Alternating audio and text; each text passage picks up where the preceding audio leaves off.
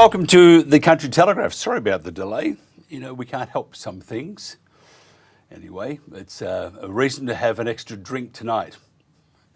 Dan Minogue is a senior partner of a Melbourne law firm, Rennick Gaynor. Over the last 40 years, Dan has become a leading solicitor in the property and commercial law space. He's worked on a vast range of property matters, acting for the State Electricity Commission of Victoria, Frankston City Council, the Trobe City Council, Bass Coast Council, and numerous private landowners. Now, in more recent years, Dan has become an expert in the niche field of compulsory land acquisition in Victoria, acting for claimants in several councils. His particular interest lies in business claims for which he is uniquely qualified. Dan and his team have dealt with around about 400 claims under the Land Acquisition and Compensation Act 1986 and other acts. Been waiting very patiently, Dan has for us. Thank you, Dan. Sorry about the delay. Sometimes things don't work. Just look at the space shuttle. That didn't work very well at one stage. And thank you for joining us too. For people who are not familiar with the Victorian land acquisition laws passed in 2026, can you abbreviate it for us, please? There were two changes made, Mike. One in 25 to do with a right of access, whereas the Electricity Industry Act permitted access. It had no teeth to enforce that access. That change was made. There's a process in place that if anyone inhibits that access, they'll be subject to penalties. The second change, the one to which you refer in 2026, 11 March this year, was a change that permitted the entity interested in acquiring an easement to acquire that easement without an environmental effects statement process having been conducted. So they could acquire the easement, ultimately determine that the project isn't going to go ahead or it's not going to go ahead on the same alignment, and then work with the landowner to surrender the easement back to the landowner and recover the compensation that was paid. Both of them are designed to speed up the process that's been very difficult in both the Western Renewables Link project and, for that matter, the Victorian and New South Wales interconnector up until this time.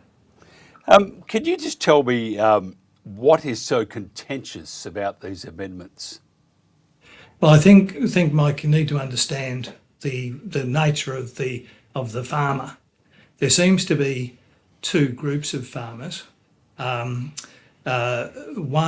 down at one end where they will actively object and resist the easement being acquired, and for that matter the transmission line being conducted over their property.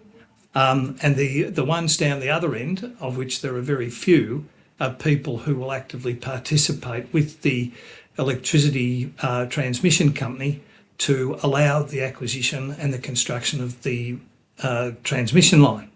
Most of the people sit somewhere in the middle where they will give passive resistance and no assistance, looking at it as refusing social licence for this infrastructure to be constructed. And that would be the majority of the people. They just don't want it. It affects their farm operations in most instances, and it also acts as a blight on their land from the viewpoint of the aesthetics and the natural beauty that they enjoy. It would seem, I mean, I recall when they were building freeways, we have to take your house. You may not like that semi-trailer going through the living room, but you have to take your house and build the road through it. A similar sort of thing, isn't it? Except the road was except for those who were affected. Hopefully they got some sort of good money for their places, got some sort of remuneration. But I was thinking about the farm. If they're putting through these either wind turbines or giant power lines and stuff like that, it's a lot of it's based on renewable energies, based on many of us. It's a Make-A-Wish Foundation, just about. It's just all wishing, you know. Well, yeah, I'm not sure. The companies that are doing this are spending a lot of money just purely to try and get the projects out of the ground. I think But the government though who is pushing the whole kit and caboodle, they're the ones that are, again, if you look at and these power lines are there because green energy is a lot heavier than or denser, sorry, than normal energy. So therefore they've got to have new lines and to get it from A to B. It's still very fanciful. Many scientists say it's all rubbish. I can understand roads because you need roads. I can't understand this though because not a great majority, but a great number of people throughout Australia do not believe renewable energy is the way to go, and that it will provide anything but more headaches down the future. And the headaches are starting now, aren't they? Well, that's true. I think the landowners on the whole would agree with everything that you've just said. I think they feel that they're being not so much abused, but used by government to promote private enterprise to build these wind farms and to construct the transmission lines. When in the past, acquisitions have been done by the state of Victoria for road widenings and freeways, etc. So you get this commercial flavour attaching to it where the companies involved are anxious to build these things because there's profit in it. They obtain grants, and the people that suffer are those that own the land over which these things are constructed. So there's a little bit of a change in philosophy that allows private enterprise to do what it needs to do to make a profit, and the farmers suffer the consequence. Can I ask you about the environmental protection laws? And it's still under review, isn't it? Am I right there?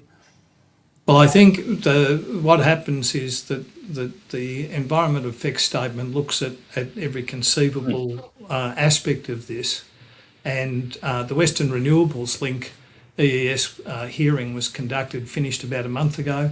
We still haven't seen the report that comes out on that, but they had something like 640 separate documents submitted by a wide variety of people, including the proponent, AusNet.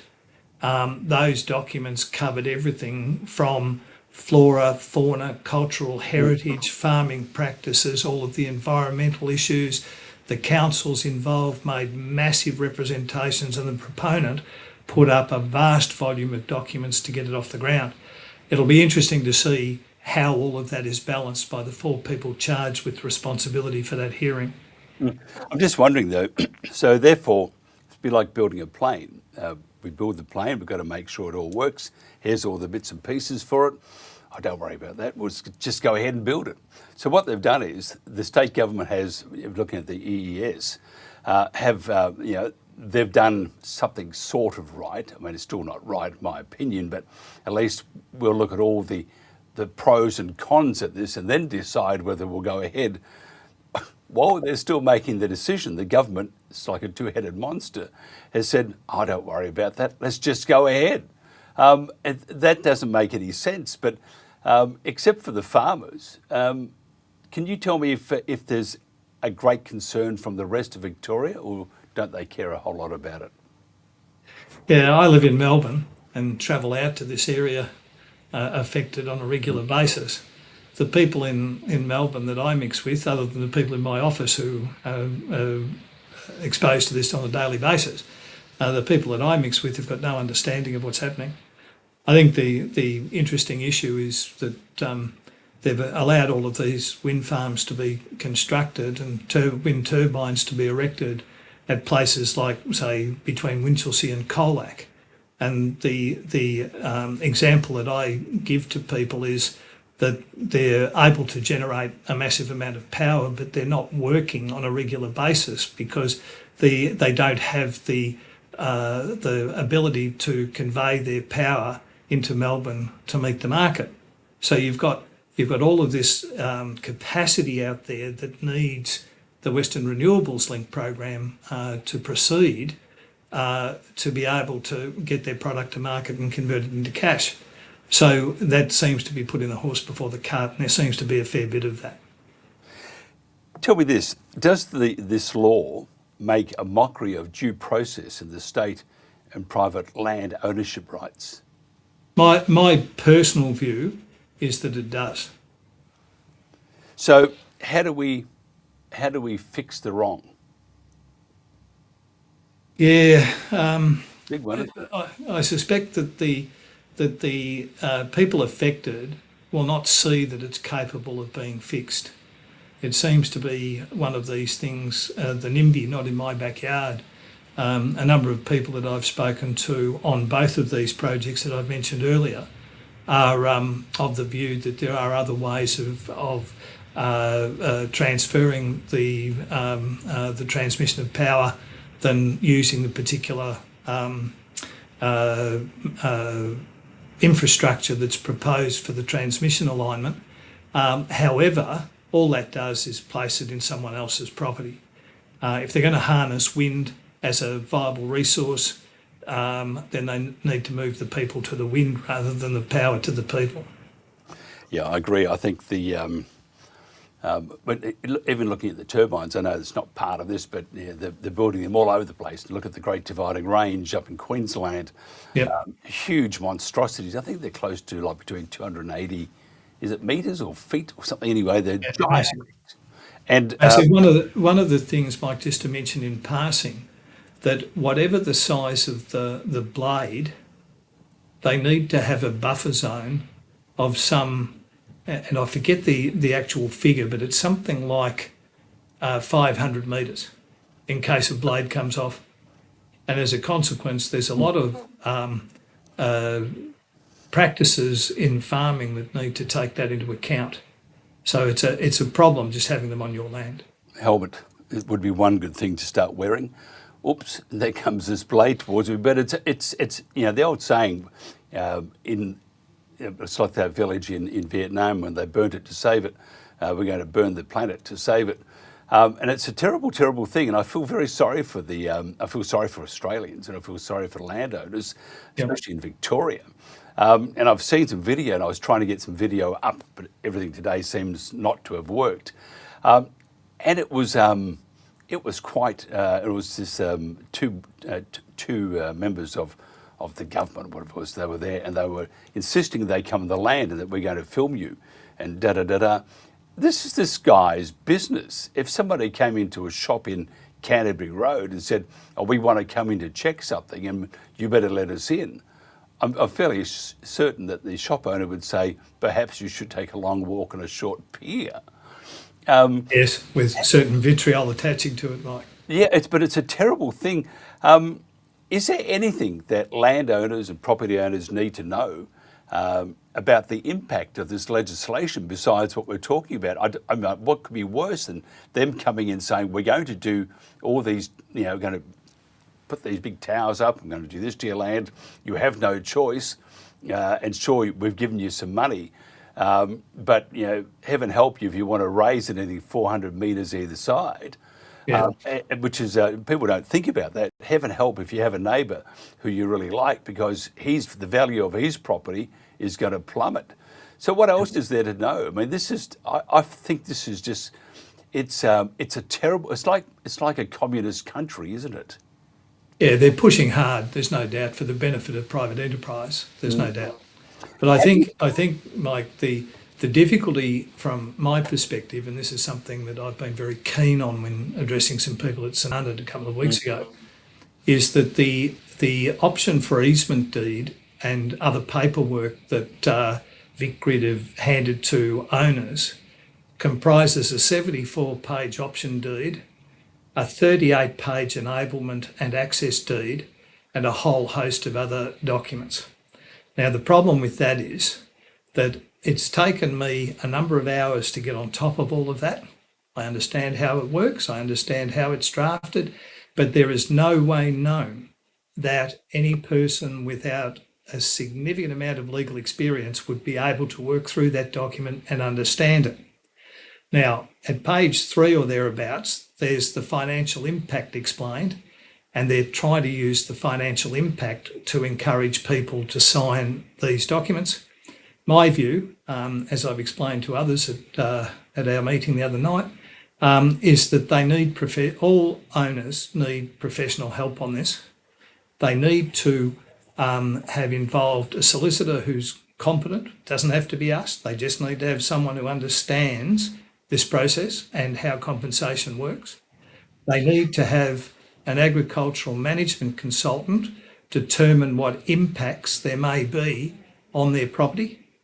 And then they need to be valued to determine exactly what compensation would be paid if compulsory acquisition happens, because VICGRID can only get the easement on the V&I if in fact by agreement or they compulsorily acquire. And what we've done is taken the view that we need to understand what compulsory acquisition looks like to determine whether the offers that are being made are in fact fair and reasonable in the circumstance. We're finding though that as they haven't inspected the properties because the owners will not let them on, that the offers are invariably lied on. We have had a couple of examples on Western Renewables where that's not the case, but in most instances that has proved to be the case. And I'd implore people to get involved, get their solicitor involved and ensure that legal professional privilege is preserved on all documents that are prepared and only released when the owners are inclined so to do. So I think it's a process to protect yourself that I'm promoting.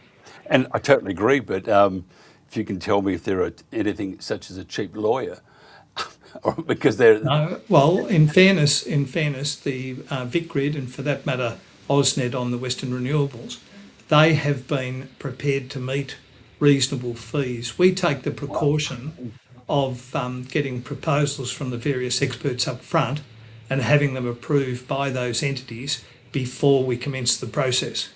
Now, in most instances that has been agreed, and therefore it matters not whether your lawyer's cheap or dear, so long as they're prepared to meet the cost, then that's fine.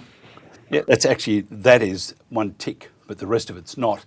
Tell me this, if they say no, if the farmer says, as farmers do, bugger off, what happens then? Well, it can go to compulsory acquisition if ultimately and I should separate the steps here. We've talked about them having the right to acquire easements before the EES is completed, but they won't get, in my understanding, they won't get permission, authorisation to construct the project, even if they own the easements, without an amendment to the appropriate planning schemes that will authorise the development. So just acquiring the easement doesn't advance them much until the EES process is completed. Now, if in fact they get to the end of the EES project and the project is then approved and the relevant planning schemes amended to accommodate this development, then if they still haven't got agreement with the landowners, it would go to compulsory acquisition. Unlike VicRoads, or what was VicRoads, now Head Transport for Victoria, who enjoy compulsory acquisition rights in the Road Management Act, the Electricity Industry Act requires an entity with a licence to seek acquisition powers from the Governor and Council. They are likely to be given shortly after the planning scheme amendments are done, and as soon as that happens they'll serve notices and go down the path of compulsory acquisition. It's tough enough being on the land, isn't it? But I don't know which is, actually I do know which is worse, whether it's Mother Nature or government. At least Mother Nature, it's doing something it's done for millions and squillions of years, but when you have government, do you tell me this final thing? The state election's coming up. there's part A and part B to this, I've just decided. Part A is the government pushing this quickly because they believe they will get the blessing from the city folk that they're doing something to save the planet from just going away?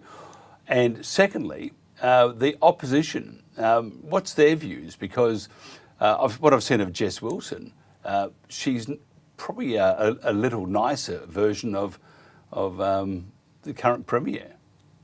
I think it would be difficult not to draw the conclusion that they're trying to push it through, right? They had to do things. I had the benefit of reading some of the and Hansard some of the speeches for this March change, and whilst the opposition were putting forward this is unfair, it was introduced without notice, on short notice, and so on, they just don't have the numbers to actually make an impact, as we'd all be well aware. But I think the best thing that the landowners, the farmers, can do is push for political change. That, to me, is the one thing that they can all work hard to achieve. And that's the one thing that should happen. And that's providing, though, the opposition not on the same page. Oh, I agree. But that's where they need to. Then you have issues of the contracts in place.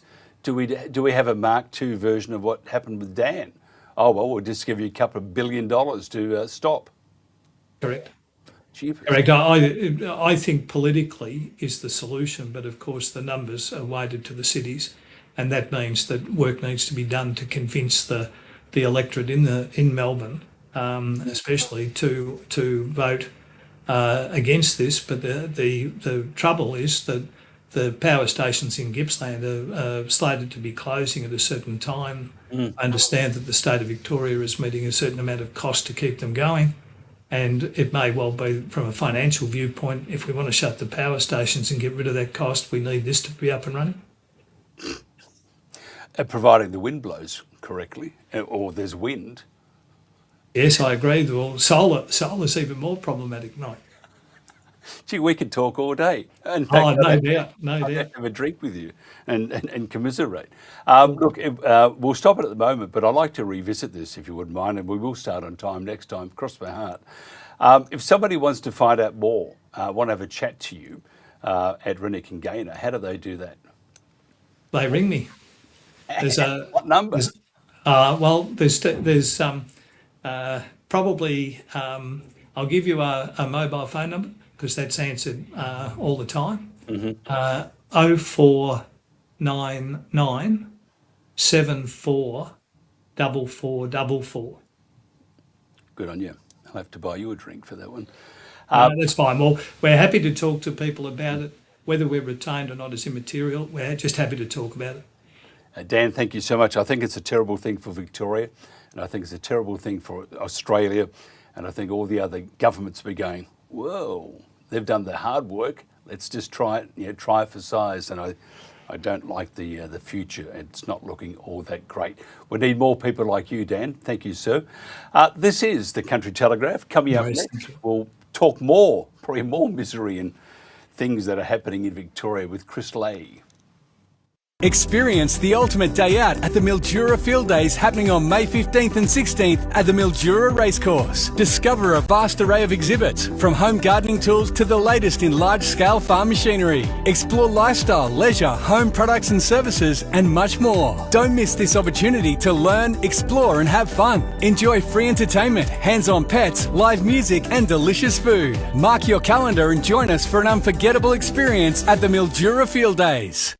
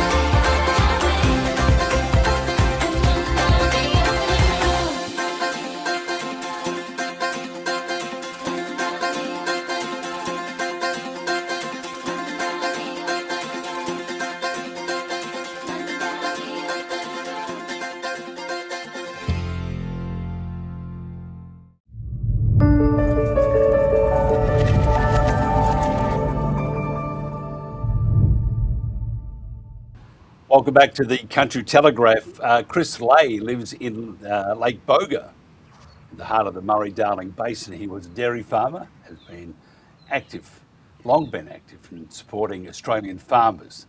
Today we're going to talk to Chris about water buybacks and other things and what the future holds for irrigators and other stakeholders in the Murray-Darling Basin plan. First of all, Chris, thanks for joining us. Thanks, Mike. Thanks for having me. Nice and sunny where you are. It is, yeah. The sun's just peeking through some clouds. I'm actually outside, so it's quite a nice spot to be at the moment. Bit bright though. You have a real disco effect. Well, is it like a strobe light on retard? Yeah, maybe. Tell me about I'm just looking here, some of the things that are happening. So I just want to know the inverted commas fuel crises. How's that holding up in your part of the woods? Oh, look, make no mistake, it's certainly biting hard now. A lot of people have made decisions not to, take their vehicles, particularly diesels, anyway. I'm kind of one of those as well. An extra $50, $60, $70 of a tank of diesel is it's biting into the household budgets, absolutely. I'm hearing now a lot now. People are just deciding not to go to sporting events, not to go to, to wherever they thought they wanted to go for some leisure, and that's the reality now.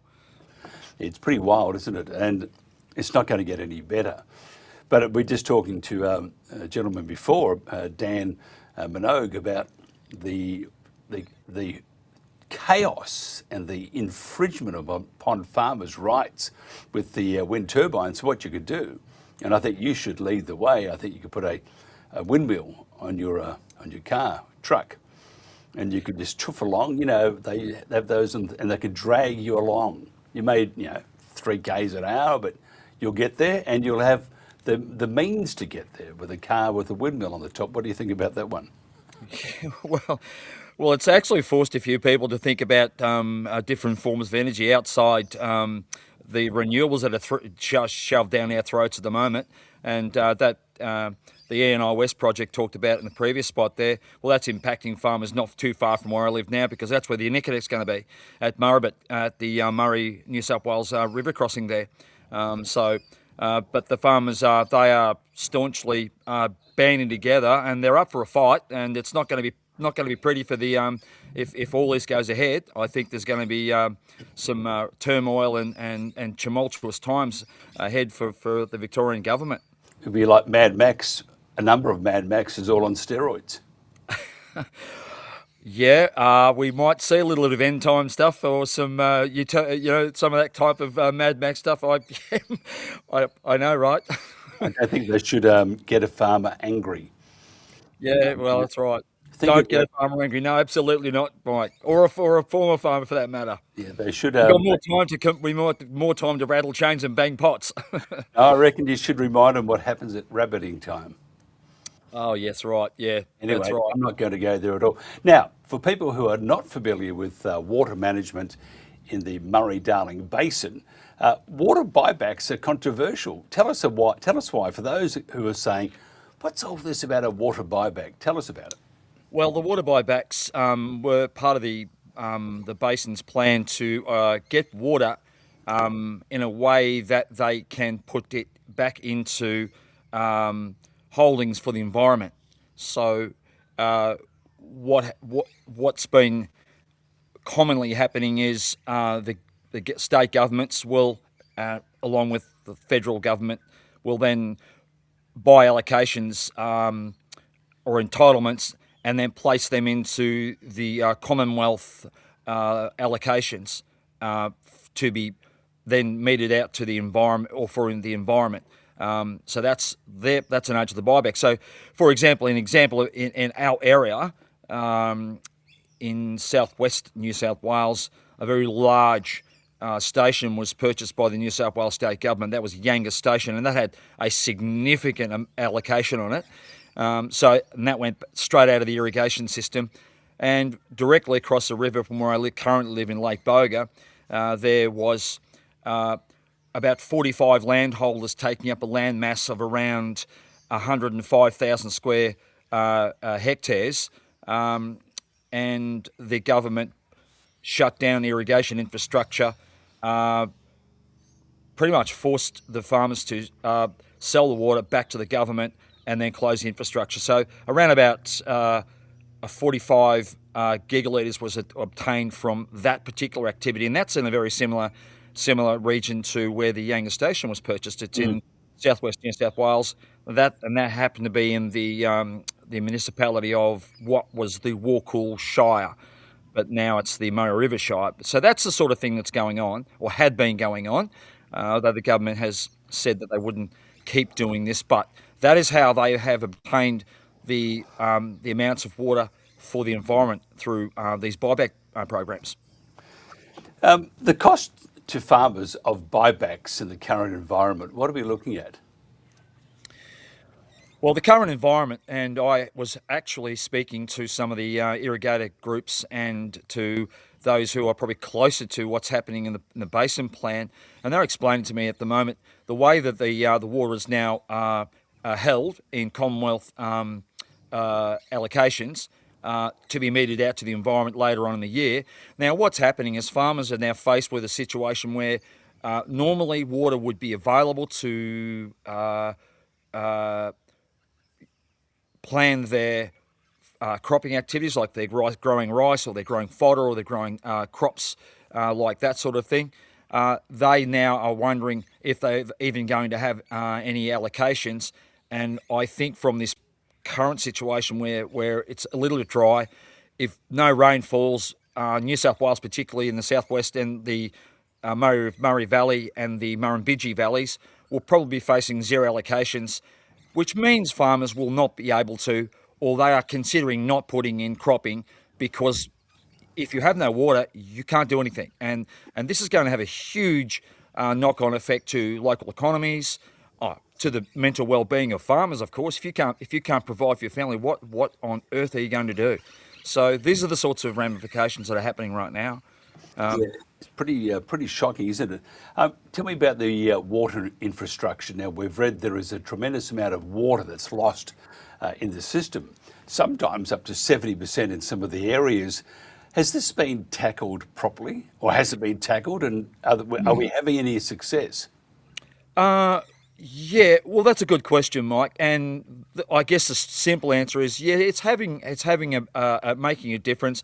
There has been a program for food bowl modernisation that's been going on for the last decade, and that's improving delivery infrastructure, particularly areas that where infrastructure is going through porous soils and you're losing water to infiltration. So they've done a lot to try and remedy that.